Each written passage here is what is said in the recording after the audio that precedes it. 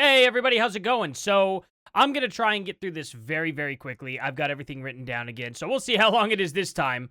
But if you all are new here, please subscribe and give me a like. If you guys could do one of those two things, that would just be absolutely amazing. Thank you all so much. I don't beg for money or anything like that. I don't really make any money off this channel at all. I mean, you could see my subscriber count and view count. But anyway, doesn't matter. Just subscribing and liking is all I would ask for. Thank you all so much. And even if you are pro Candace and come in here, at least thank you for clicking on the video and at least listening to the nuance. I know it seems like I'm just a hardcore hater, right? But if you actually listen to what I say, you might change your mind or understand where I'm coming from. That's all I ask for, so just make it to the end of the video before commenting. I would greatly, greatly appreciate that. So anyway, also before we get in, I want to shout out one more thing. I have a gaming channel with a buddy of mine, and he really wants me to give a shout out, of course. I want to give a shout out, of course, because it's fun. But it's called Intoxigaming. It's linked down in the description all the way down below. If you guys could go there and subscribe, like, just pause the video and do that now, too. Thank you all so much. You don't have to. Not everybody likes video games and us just, playing around and having a normal conversation, so I understand. But if it's your thing and you're into that, please give us a chance. Anyway, let's get going. He observed in the Actually, before we get going, I should probably give context here. So, Candace blames Israel again for the Egyptian planes. Absolutely no evidence, of course. And then claims that the Tyler Robinson footage was pre-recorded. I'm not even kidding.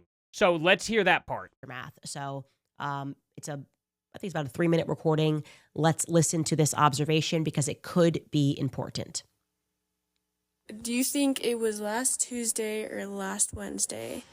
And recount the first time meeting him and recount the second time maybe what you remember. Do you remember like what time of day it was? Mid-afternoon, yeah, I guess I don't remember the exact day. I know at least the second time was last week, either Tuesday or Wednesday. Yeah.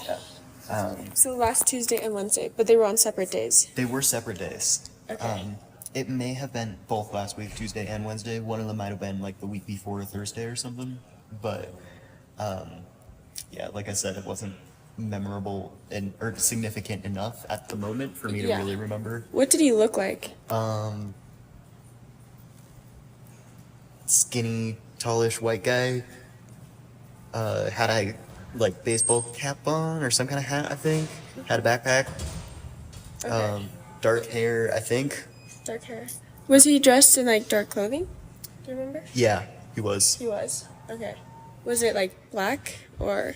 Something dark. Was it similar to what was seen in the pictures? Yeah, for sure. And that's kind of why I thought of that when I saw the pictures. Okay. I guess I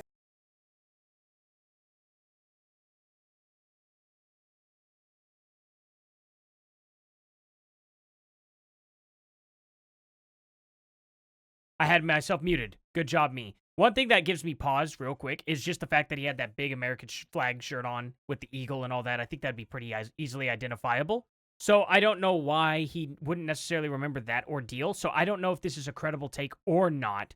But I could tell you what this could actually prove and wouldn't be evidence, even not necessarily the kind of evidence Candace is thinking, even if he is correct. So let's keep going. I don't think I'd remember enough to really definitively say that the guy I saw is the guy in the pictures. Right. I just know I saw a guy wandering around on the roof, and the guy that I saw in the pictures looks similar.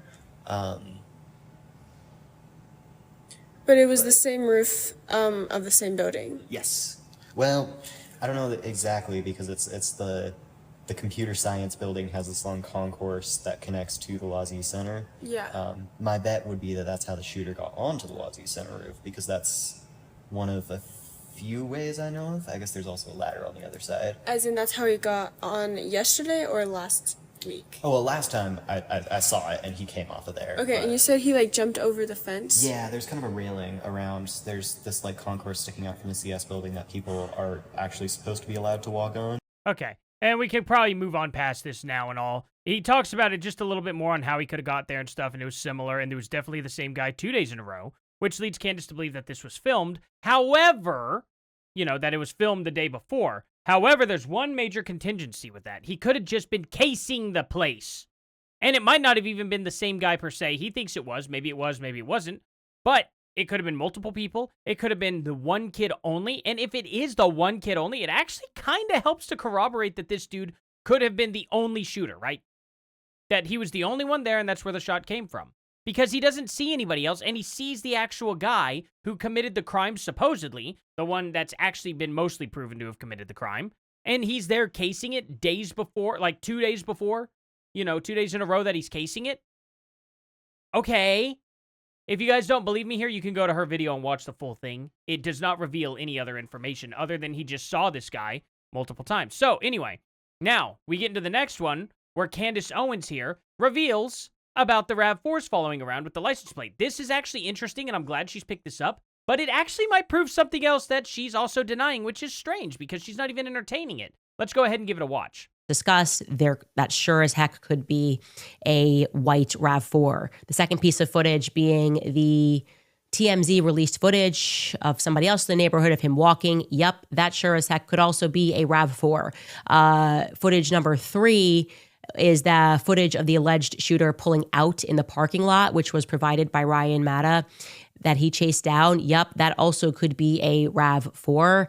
And also, of course, the footage where he allegedly jumps. Here's the problem with that, though, Candace. It could be a RAV4. You're correct. These all could be RAV4s. This probably is definitely a RAV4. Let's look at this. But the thing about it is are they the RAV4 with the license plate? Could be. RAV4 is so common. So common. Several family members of mine own a RAV4. They're probably one of the most common vehicles on the road right now. Off the rooftop, many of you said it looked like there was a RAV4 pulling up. Look, yes, all of it's possible. Is it also possible that this is just a coincidence? Yes, it could be a coincidence. It absolutely could be a coincidence and all, but this is my point. This could be Antifa still. You do realize Trantifa could have actually been involved with all of this. Possibly even with their government, and it's exactly like Cash Patel and them have said too, even though I don't necessarily trust Cash per se. The thing about it is this story could still be exactly the way they released it. This could be Trantifa. They could be working with a sect of the FBI that is rogue. I mean, it is so painfully obvious that it could be that exactly the way they say it, and you're just like, no, it has to be Israel. And without any evidence that Israel was behind this in any way, shape, or form, and that's what's frustrating. And it had to be TPUSA, even though, technically speaking, you'd also be pointing the finger at Erica Kirk, because she can't be a part. TPUSA can't be behind this without her being a part of it. Because she succeeded exactly the way you said was impossible. Because there were no diaries, that they would have talked to a lawyer. Well, don't you think Erica would have known about that stuff? So she has to know something. She has to. She literally has to. She's not only part of the company, Charlie would have told her, and she would have been a part of that with lawyers. She would have attended that stuff. She would be very much knowledgeable about it. Charlie would have at least told her. So how did she step into the position, and how did everybody else step up into their positions without her knowing? It does not make sense. Otherwise, she wouldn't be a very well-fit CEO, now would she, Candace? It also could be a conspiracy. We have to explore every lead because the feds are not. They are implicated in this cover-up. And this is how investigations work. You chase down theories, you posit theories, you chase down. Yes, you're right. That is how investigations work, but they do not work by pointing the finger at somebody publicly. They do not work like that. Now, I'm going to get into she finally does kind of address the head of security being interviewed by, Charlie's head of security being interviewed by Sean Ryan. And I'm going to go over that quickly because it's not very much information. She even admits she didn't even watch the full interview at all, which is just amazing to me because they're actually coming forward and bringing forth new evidence into what happened to Charlie Kirk, and she's not interested? Oh, that's so like her. Just like the leaked Discord messages, and she won't even acknowledge them, even though they both have a timestamp and a date exactly required by Candace Owens to be proven to be real. Even though she released text messages without timestamps or dates, then she showed some timestamps later on, but still no dates. So she violated her own rule. That's her rules, not mine. Okay, so anyway, let's do this. So Candace still blames the security, even though she admits she did not watch any of it. That's what I wrote down. School may have wanted the police on it. Now, what I meant by that when I wrote that down, okay. So, she's saying that they should have followed up with the police more. And they probably should have. It's probably a drop ball. However, what Candace doesn't understand is the school was required to have those officers there. The school was, not only for the event, but also the fact that they have campus police. campus police are literally, quite literally, the set up by the city. They are city police officers that work on campus. I know. I have a family member that currently does that line of work for a big school in Oklahoma. So I know for a fact how that works. They had to go with them more than likely and have added police security because of the event. So I can understand them going, hey, in not wanting to step necessarily on their toes. Totally understandable. Now, she's calling for him to be fired also. So I guess Candace just didn't necessarily know that. Now, could the security have done a better job? Yes. However, there's certain lines you probably don't want to cross when you're going into another, not company, but another field, like another field of work. This is somebody else. So at the end of the day, you don't want to step on their toes. Now, she also cites that his receipts are not real, which is absolutely silly. And, you know, I would blame the police for not keeping their promise. If he texted them and said this right here, I got you covered, then that's one of those things that he's got him covered, right? At the end of the day, this is not okay to just be saying that the security dropped the ball when we have dead-on proof that the police promised that they would cover that area and they didn't. Come on, Candace, that's not very fair. You're not giving them their fair share at all. So anyway, and she calls these receipts all just not real. She just says, I don't know, they're bogus receipts. They're not real. Amazing, Candace. I'm glad your infinite skill of vibe checking, because she says that he just doesn't have the vibe. Literally says that. That is unbelievable. Now, this is going to be interesting. This is where Candace admits she was wrong about Rob McCoy. Worth spat with somebody on X a few days ago, or a week ago, I don't remember. And he decides to drop his call log with his mom, or rather a screenshot of the call that he had with his mom. Now, remember, Blake is in Arizona now, so this is going to say 11:24. It's supposed to be obviously 12:24 Utah time. We can show you that. You can see he calls his mom, and the call is 45 seconds long, and the call begins at 11:24.